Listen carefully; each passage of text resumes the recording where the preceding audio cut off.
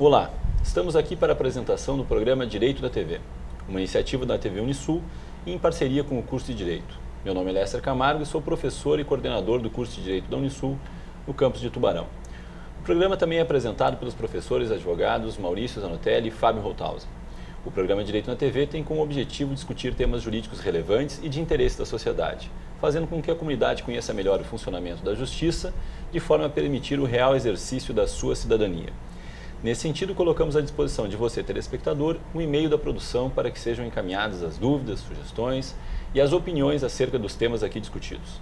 E no dia de hoje falaremos sobre o direito desportivo, como também professor e advogado Aldo Abraão Maci Júnior, buscando trazer algumas peculiaridades e particularidades dessa área do direito que para alguns é muito conhecida, mas para muitos é bastante distante. Obrigado pela sua presença aqui, professor Aldo. O professor também é procurador do STJD, é isso, professor? Exatamente. Professor, eu acho que com relação a esse tema tão pouco discutido ainda no Brasil e de uma relevância em diversos esportes, no dia a dia das pessoas, eu acho que seria interessante o senhor esclarecer ao telespectador o que seria exatamente a justiça desportiva e como que ela se distingue daquela justiça comum, da justiça tradicional que a população conhece no fórum, né? Como a gente poderia distinguir a justiça desportiva da justiça comum, professor? Bom, primeiramente queria agradecer o convite. Professor Lester sabe que eu adoro falar sobre direito desportivo, é algo muito importante para mim. E essa pergunta, professor Lester, é muito interessante porque, aliás, pouca gente sabe da existência do direito desportivo. E para fazer um paralelo, deixar melhor esclarecido, o que a gente entende como direito e como justiça, que não seja nessa área específica do direito desportivo? A população está acostumada e conhece bastante daqueles problemas, por exemplo, na área penal, que alguém comete alguma eventual infração, vai ter que ir à delegacia, expor seu problema, ser questionada, provavelmente vai depois responder inquérito, vai ao fórum, no fórum tem audiências, um juiz para julgar, tudo isso regulado por um código chamado Código Penal na área penal. Também existe a área civil, que a população conhece bastante, que é, por exemplo, quando alguém tem algum crédito junto ao terceiro, por um cheque, um contrato que não foi honrado, também dá margem a ser questionado, procurar um advogado, se esclarecer, audiências, fórum, etc. Com código regendo o Código Penal, o Código Civil na área. Mas o desporto também tem problemas, o desporto também tem questionamentos, e o desporto também tem regramento codificado. E exatamente nesses questionamentos do desporto, quando alguém comete alguma infração, é que tem essa área bem interessante chamada direito desportivo. O que o direito desportivo faz? O direito desportivo visa regrar as competições e a disciplina do desporto. O que seria isso? Competições e disciplina do desporto. Quando há alguma atividade em algum campeonato, isso passa necessariamente por um regulamento, um código e a existência de árbitro, atleta, treinador, dirigente. Todos esses têm um regulamento, um padrão de conduta para que esse campeonato, esse evento, transcorra de forma natural e de forma a não colidir com o regulamento.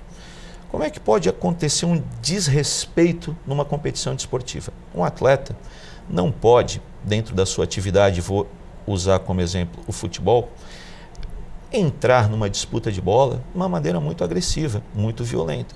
Porque essa violência excessiva gera uma possibilidade de causar algum infortúnio ao colega que exerce a profissão. Um outro jogador, por exemplo, pode quebrar uma perna. Isso, em acontecendo essa entrada violenta, há um Código de Justiça Desportiva regulando essa atividade. Um árbitro, ele tem uma série de responsabilidades, uma súmula a ser preenchida. Essa súmula tem que ser preenchida de forma a espelhar com a maior clareza possível o que acontece no evento.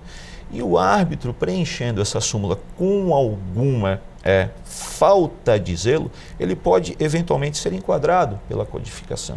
Ele também não pode agredir um árbitro, um atleta. O próprio treinador não pode, por exemplo, invadir uma quadra. Ele não tem, sem autorização, essa possibilidade. Um dirigente não pode fazer pressão.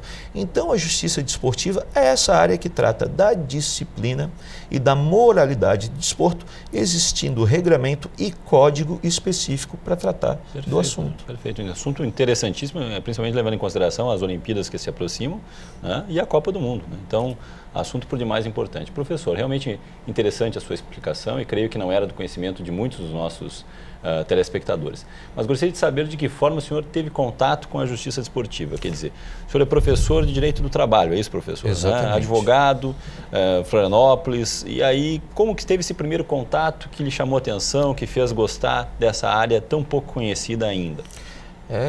Realmente, para participar da justiça desportiva, a pessoa geralmente é indicada por um segmento da área desportiva.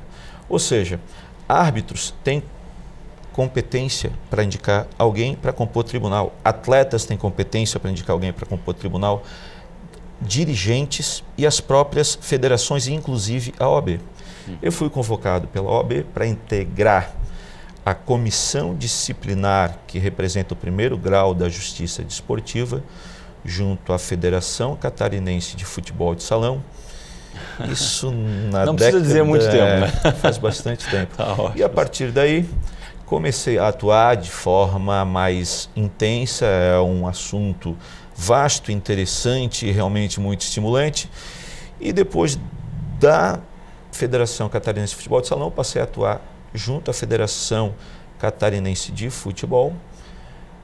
É importante explicar que no futebol tem um regramento e o Estado de Santa Catarina tem outro. Hoje eu componho o Tribunal de Justiça do Estado de Santa Catarina como auditor, que seria um juiz de segundo grau.